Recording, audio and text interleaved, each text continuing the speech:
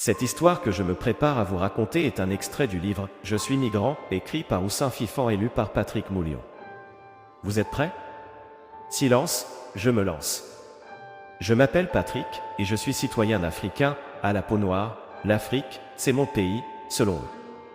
Je suis né dans une famille nombreuse de 10 enfants, dont je suis le 4e et le dernier des garçons, soutenu majoritairement par une dame de fer, un ange, une protectrice, mais surtout une battante.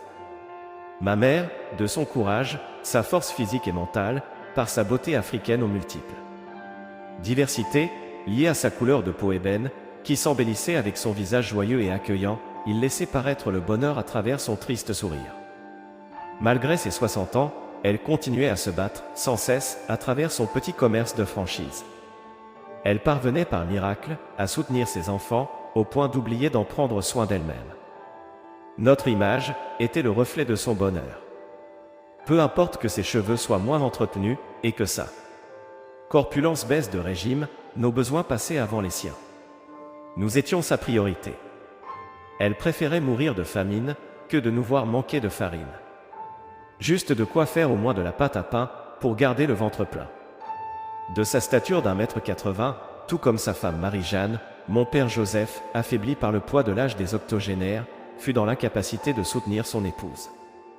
Elle était devenue le soutien de toute une famille.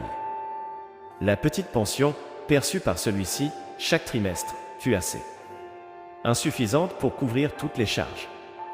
Les conditions de vie n'étaient pas du tout évidentes, pour ma famille et moi, surtout pour mes petits frères, qui venaient à peine de découvrir le monde. Nous vivions dans un univers différent, complètement opposé à celui des moins riches, nous avions à peine de quoi vivre. Nous survivions. Malgré tout, mes parents s'étaient battus à la sueur du front, corps et âme, comme des soldats avisés de leur mission, pour que nous puissions avoir une bonne éducation scolaire.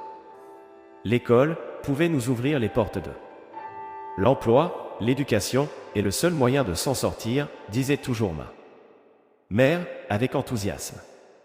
Vous trouvez la suite de l'histoire au prochain épisode. Si la patience est votre adversaire, vous pouvez trouver l'intégralité du récit en achetant le livre sur la plateforme Amazon ou Morebook. À la prochaine pour la suite.